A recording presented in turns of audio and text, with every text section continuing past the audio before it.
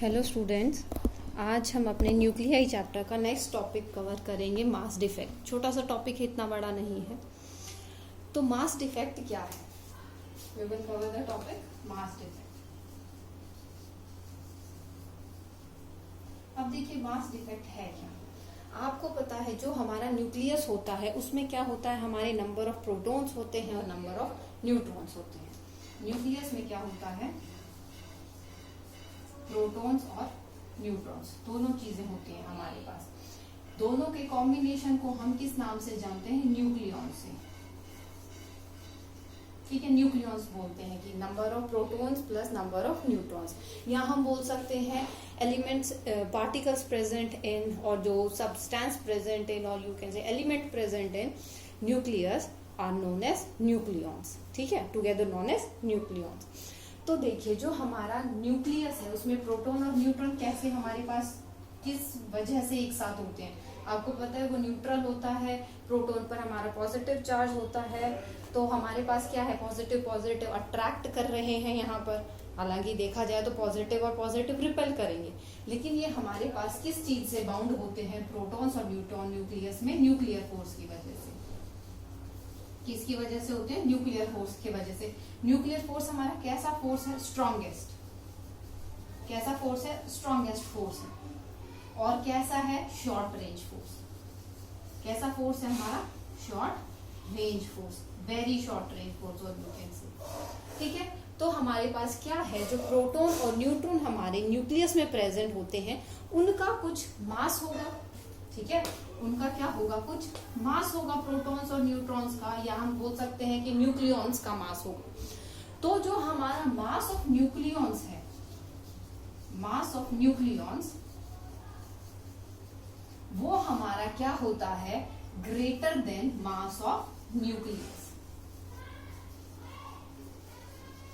मतलब कि अगर हम न्यूक्लियस को एक साथ वेट करें, मास देखें न्यूक्लियस का, तो वो मास जो होता है हमारा, अगर हम इंडिविजुअली प्रोटॉन और न्यूट्रॉन के मास को एडअप करके, कि न्यूक्लियस में जितने प्रोटॉन हैं जितने न्यूट्रॉन हैं उनका इंडिविजुअली अगर हम मास ऐड करते हैं और उसको कंपेयर करते हैं with the overall total mass of the nucleus, तो क्या होता है? मास ऑफ न्यूक्लियस जो होता है वो हमारा ग्रेटर होता है। ठीक है, मास ऑफ न्यूक्लियस जो होता है वो हमारा ज्यादा होता है। तो अब इसमें क्या है कि हम क्या बोल सकते हैं कि कुछ मास जो है वो हमारा डिसअपियर हो गया। कुछ मास जो है, सम मास इज डिसअपियर। अब वो डिसअपियर होकर कहाँ गया? ठीक है, डिसअपियर होकर कहाँ गया? कुछ मास जो है हमारा डिसअपियर हो गया। कब डिसअपियर हुआ? आपने इंडिविजुअली जब हम इसको मेजर कर रहे थे या हमने वेट किया है तो इसका मास ज्यादा था। जब हमने उनको एक साथ कंबाइन करने के बाद या न्यूक्लियस बनने के बाद मास कैलकुलेट किया तो मास जो था न्यूक्लियस का वो डिक्रीज हो गया। तो क्या हुआ? कुछ मास डिसअपियर हो गया। Some masses disappear during the formation. कब डिसअपियर हुआ? जब हमारा न्यूक्लियस फॉर्म हुआ। During the formation of nucleus some mass disappear. ठीक है, तो अब जो वो मास डिसअपियर हुआ वो कहाँ गया? ठीक है, तो वो जो मास डिसअपियर होता है या जो मास डिफरेंस हम बोल सकते हैं कि mass of nucleons minus mass of nucleus जो होता है वो हमारा होता है मास डिफेक्ट। क्लियर? तो क्या होता है मास डिफेक्ट? कि जो हमारा मास जो डिसअपियर हुआ है उसका जो डिफरेंस आ रहा है उसको हम बोलते हैं क्या? Mass defect. तो हम क्या बोल सकते हैं? Mass of nucleons minus mass of nucleus, इसको हम बोलते हैं मास डिफेक्ट। ये क्या होता है हमारा? Mass defect. मतलब individually mass of proton and neutron, उनका sum minus overall mass of nucleus जो होता है उनका जो डिफरेंस आता है उसे हम बोलते हैं मास डिफेक्ट। क्या टर्म हम बोल रहे हैं उसको? Mass defect. ठीक है, अब देखिए हमने स्टार्टिंग में पढ़ा था कि जो हमारे पास कोई भी एलिमेंट है उसको हम डिनोट कराते हैं, उसमें हम लिखते हैं क्या? आपका एटॉमिक नंबर होता है, दूसरा हमारा प्रोटॉन और न्यूट्रॉन का सम होता है। ठीक है, तो जो भी हमारे पास नंबर होता है, जैसे हमारे पास कोई भी एलिमेंट है x, यहाँ हम a लिखते हैं, यहाँ हम z लिखते हैं। ठीक है, सॉरी, ठीक है, a और z। तो z हमारा क्या होता है, नंबर ऑफ, क्या होता है हमारा नंबर ऑफ न्यूट्रॉन, प्रोटॉन्स। ठीक है, नंबर ऑफ प्रोटॉन्स होता है, और जो a होता है उसमें हमारे पास प्रोटॉन्स भी होते हैं और न्यूट्रॉन्स भी होते हैं। तो अगर हमें नंबर ऑफ न्यूट्रॉन्स चाहिए तो हम क्या करें, overall number of protons plus neutron minus z कर दें तो हमारे नंबर ऑफ न्यूट्रॉन्स आ जाएगा। ठीक है, तो ये क्या है, ये हम ऑलरेडी स्टडी कर चुके हैं इस चीज के बारे में। ठीक है, तो अब देखिए इससे हमें क्या है, जो हमारे पास मास डिफरेंस आया है या जो मास डिफेक्ट है वो हम कैसे डिनोट करा सकते हैं, हम उसको कैसे एक्सप्रेस कर सकते हैं in terms of mass of proton and mass of neutron. ठीक है, जो चीज हमारे पास गिवन होगी। फाइन, देखिए उसको हम रिप्रेजेंट कराएंगे, जो मास डिफेक्ट है हमारा उसको हम रिप्रेजेंट कराते हैं डेल्टा एम से। ठीक है, जो मास डिफेक्ट है उसको हम रिप्रेजेंट कराते हैं डेल्टा एम से। तो अब देखिए डेल्टा एम क्या चीज होगी, नंबर ऑफ न्यूक्लियॉन्स। तो नंबर ऑफ न्यूक्लियॉन्स में क्या है, मास of proton plus mass of neutron. इसमें से हम क्या सब्ट्रैक्ट करेंगे, जो हमारा न्यूक्लियस का मास था। ठीक है, overall mass of the nucleus. ठीक है, overall mass of the nucleus, तो आप उसको mn हो गया, तो न्यूक्लियस के मास को आप x से रिप्रेजेंट करा लें। ठीक है, तो आपके पास क्या है, जो मास डिफेक्ट है वो क्या है, डिफरेंस है, तो हम उस डिफरेंस को डेल्टा m से रिप्रेजेंट करा रहे हैं। मास of proton plus mass of neutron, ये हमारा क्या है, मास ऑफ न्यूक्लियॉन्स हम बोल सकते हैं, और डिफरेंस किससे कर रहे हैं हम, माइनस जो हमारा ओवरऑल मास आया था न्यूक्लियस। ठीक है, तो अब देखिए हमारे पास क्या था, ये हमारा जो ओवरऑल मास है। ठीक है, जिस भी एलिमेंट में जितने नंबर ऑफ प्रोटॉन्स हैं, जितने नंबर ऑफ न्यूट्रॉन्स हैं, तो उतना ही ओवरऑल न्यूट्रॉन का और प्रोटॉन का मास होगा। अब किसी भी एलिमेंट में, अब आपने देखा कि हम किसी भी एलिमेंट को जब हम रिप्रेजेंट करा रहे हैं तो हमारे पास क्या आ रहा है, ये नंबर ऑफ प्रोटॉन आ रहे हैं। तो नंबर ऑफ प्रोटॉन किसी भी एलिमेंट में ये होंगे नंबर ऑफ प्रोटॉन। ठीक है, उसको हम मल्टीप्लाई करा देंगे mp से। ठीक है, ये हमने क्या रिप्रेजेंट करा रहा था, ये एक प्रोटॉन का मास, ये हमारा रिप्रेजेंट करा रहा है एक न्यूट्रॉन का मास। ठीक है, तो अगर हम किसी भी एलिमेंट में मास डिफेक्ट निकालना चाहते हैं तो जितने नंबर ऑफ प्रोटॉन प्रेजेंट है उससे हम उसको मल्टीप्लाई करा देंगे, और किसी भी एलिमेंट में कितने नंबर ऑफ प्रोटॉन होते हैं वो हम z से रिप्रेजेंट कराते हैं। ठीक है, उन दोनों का अगर हम a और z का डिफरेंस करते हैं तो हमारे पास क्या आता है, नंबर ऑफ न्यूट्रॉन। तो a minus z number of जो हमारा मास ऑफ एक न्यूट्रॉन, तो number of neutron into mass of one neutron minus जो हमारे पास ओवरऑल मास है किसी भी आपके न्यूक्लियस का।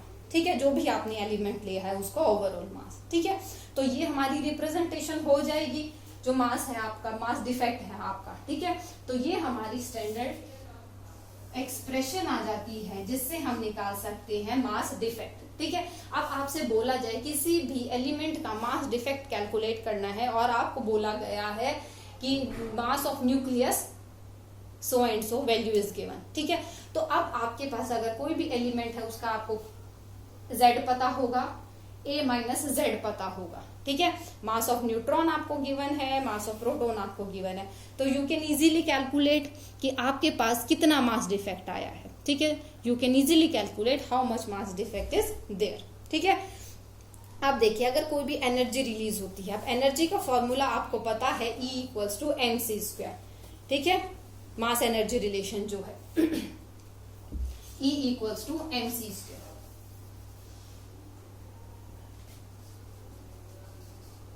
तो अगर हम एनर्जी कैलकुलेट करना चाहे तो हम ये मास डिफेक्ट को यहाँ पर पुट कर दें, तो अगर हम एनर्जी देखना चाहें तो डेल्टा mc² हम यहाँ पर इस वैल्यू को पुट कर देंगे तो हमारे पास क्या आ जाएगी, ये एनर्जी की वैल्यू आ जाएगी। ठीक है, जो मास एनर्जी रिलेशन बोलते हैं या एक्सप्रेशन ऑफ एनर्जी हम बोल सकते हैं वो हमारे पास क्या है, E इक्वल्स टू mc²। ठीक है, तो अब देखिए जब आप किसी भी एलिमेंट को बना रहे हैं तो आपके पास मास डिफेक्ट आ रहा है, तो जो मास डिसअपियर हो रहा है वो किस फॉर्म में हो रहा है, एनर्जी की फॉर्म में हो रहा है। किस फॉर्म में हो रहा है, एनर्जी की फॉर्म में, जो आप कैलकुलेट करेंगे E equals to delta M C square.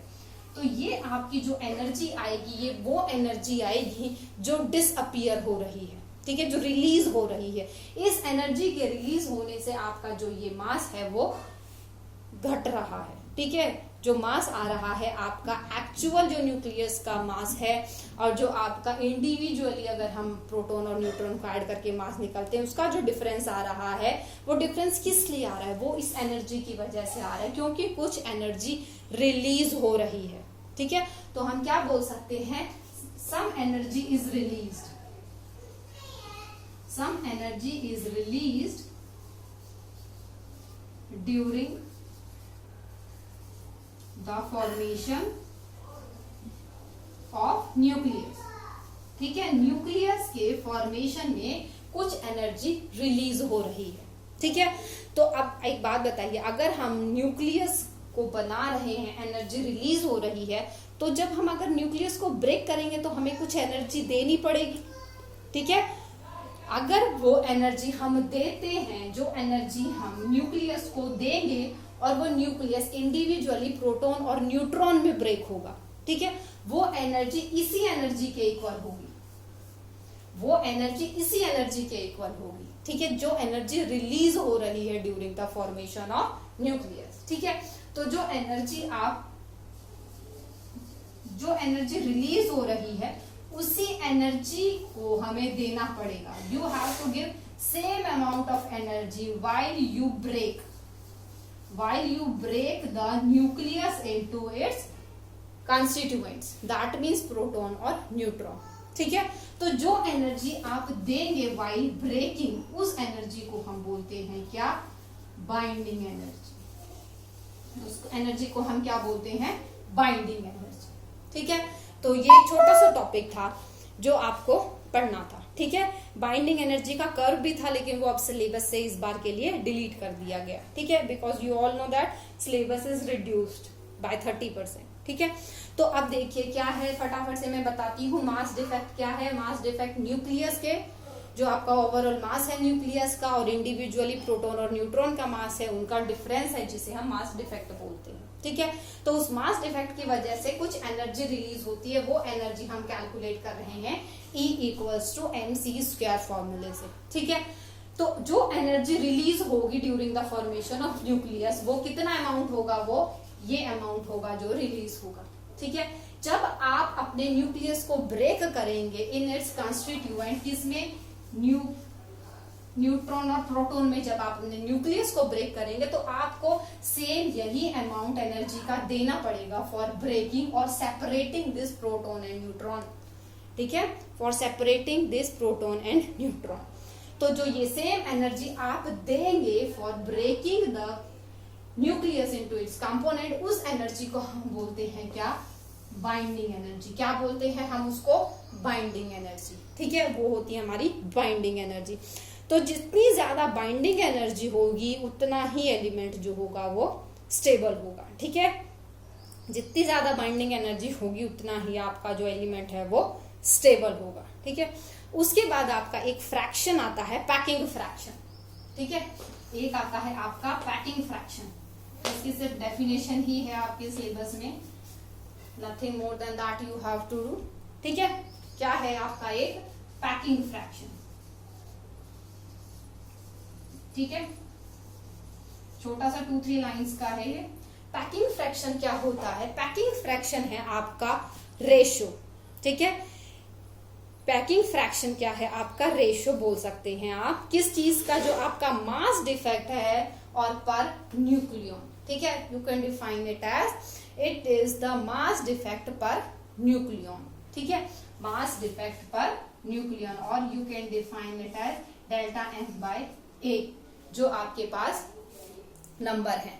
Nucleons क्या है, number of protons plus number of neutron, ठीक है। तो हमारे पास क्या आएगा, एक न्यूक्लियॉन्स की वजह से जितना मास डिफेक्ट निकल के आता है उसको हम बोलते हैं पैकिंग फ्रैक्शन। अगर हम टोटल मास को डिवाइड कर देते हैं, जो हमारा मास डिफेक्ट है, टोटल मास डिफेक्ट को अगर हम डिवाइड कर देते हैं तो हमारे पास क्या आ जाएगी वैल्यू, पर न्यूक्लियॉन्स की वैल्यू आ जाएगी। ठीक है, इसे हम बोलते हैं क्या, पैकिंग फ्रैक्शन। क्या बोलते हैं हम इसको, पैकिंग फ्रैक्शन। ठीक है, तो ये छोटा सा टॉपिक था जो आज हमने कवर किया है। इसके बाद हमारे पास सिर्फ 2 टॉपिक रहते हैं न्यूक्लियर रिएक्शंस के। ठीक है, कि न्यूक्लियर रिएक्शंस क्या हैं, वो 2 टाइप की हैं, फिजन और फ्यूजन। तो आपको सिर्फ वो स्टडी करनी है। रेडियो एक्टिविटी जो आपकी डिकेइंग था, लाइफ साइकिल से जो क्वेश्चंस थे, they are omitted from the syllabus. ठीक है, तो आपका इस वीक में होपफुली ये चैप्टर कंप्लीट हो जाएगा। नेक्स्ट वीक में हम नेक्स्ट चैप्टर शुरू करेंगे। इस वीक में तो नहीं, मंडे और ट्यूसडे तक। ठीक है, मंडे और ट्यूसडे तक ये आपका चैप्टर कंप्लीट हो जाएगा। Okay, thank you students.